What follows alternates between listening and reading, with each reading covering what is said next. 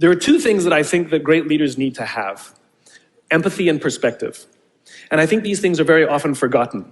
Leaders are so often so concerned about their status or their position in an organization, they actually forget their real job. And the real job of a leader is not about being in charge, it's about taking care of those in our charge.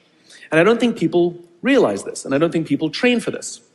When we're junior, our only responsibility is to be good at our jobs. That's all we really have to do. And some people actually go get advanced educations so that they can be really good at their jobs, accountants or whatever, right? And you show up and you work hard, and the company will give us tons and tons of training how to do our jobs. They'll show us how to use the software. They'll send us away for a few days to get trained in whatever it is that we're doing for the company. And then they expect us to go be good at our jobs. And that's what we do. We work very hard. And if you're good at your job, they'll promote you. And at some point, you'll get promoted to a position where we're now responsible for the people who do the job we used to do, but nobody shows us how to do that. And that's why we get managers and not leaders. Because the reason our managers are micromanaging us is because they actually do know how to do the job better than us. That's what got them promoted. Really what we have to do is go through a transition. Some people make it quickly, some people make it slowly, and unfortunately some people will never make that transition at all. Which is we have to go through this transition of being responsible for the job and then turning into somebody who's now responsible for the people who are responsible for the job. And as I said before, one of the great things that is lacking in most of our companies is that they are not teaching us how to lead.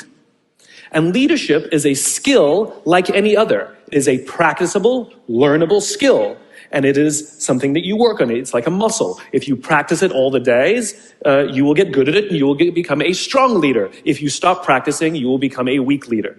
Like parenting, everyone has the capacity to be a parent. Doesn't mean everybody wants to be a parent, and doesn't mean everybody should be a parent. Leadership is the same. We all have the capacity to be a leader. Doesn't mean everybody should be a leader, and it doesn't mean everybody wants to be a leader. And the reason is because it comes at great personal sacrifice. Remember, you're not in charge, you're responsible for those in your charge. That means things like when everything goes right, you have to give away all the credit. And when everything goes wrong, you have to take all the responsibility. That sucks, right? It's things like staying late to show somebody what to do.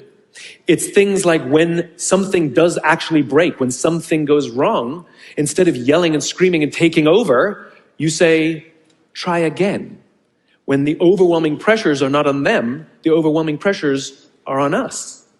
At the end of the day, great leaders are not responsible for the job. They're responsible for the people who are responsible for the job. They're not even responsible for the results. I love talking to CEOs and say, what's your priority? And they put their hands on their hips all proudly and say, my priority is my customer. I'm like, really? You haven't talked to a customer in 15 years. There's no CEO on the planet responsible for the customer. They're just not. They're responsible for the people who are responsible for the people who are responsible for the customer.